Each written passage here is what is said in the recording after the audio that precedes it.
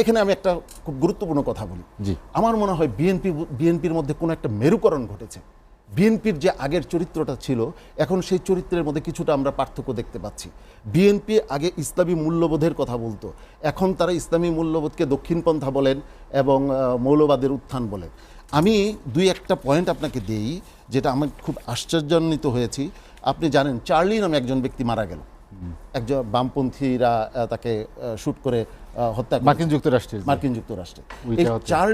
এই চার্লি ছিল ইসলাম বিরোধী একেবারে একটা, মানে তার ভয়েস ছিল একেবারে সবচেয়ে উচ্চতর।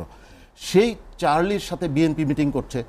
সেই চার্লির মৃত্যুতে তারেক রহমান যে শোক বার্তা দিয়েছেন, এটা এদেশের ইসলামপ্রিয় মানুষদেরকে মারাত্মকভাবে মানসিকভাবে আঘাত দিয়েছে।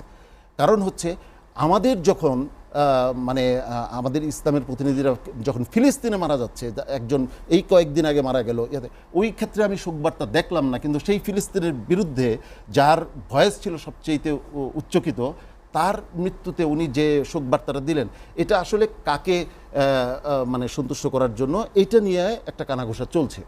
আচ্ছা, এবার আসি যে ওনারা হয়তো ভাবছেন যে বিশ্ব ব্যবস্থাটা আগের মতোই আছে, কিন্তু বিশ্ব ব্যবস্থা যে চেঞ্জ হয়ে যাচ্ছে, আমূল পরিবর্তন হয়ে যাচ্ছে। এখন আর পাশ্চাত্যের ট্যাবলেট, ভারতের ক্যাপসুল খেয়ে এখন আর আমাদের মতো দেশগুলিতে আর যে ক্ষমতায় আসীন হওয়া যাবে না, এটা আমাদের সবাইকে উপলব্ধি করা উচিত বলে আমি মনে করি। এবং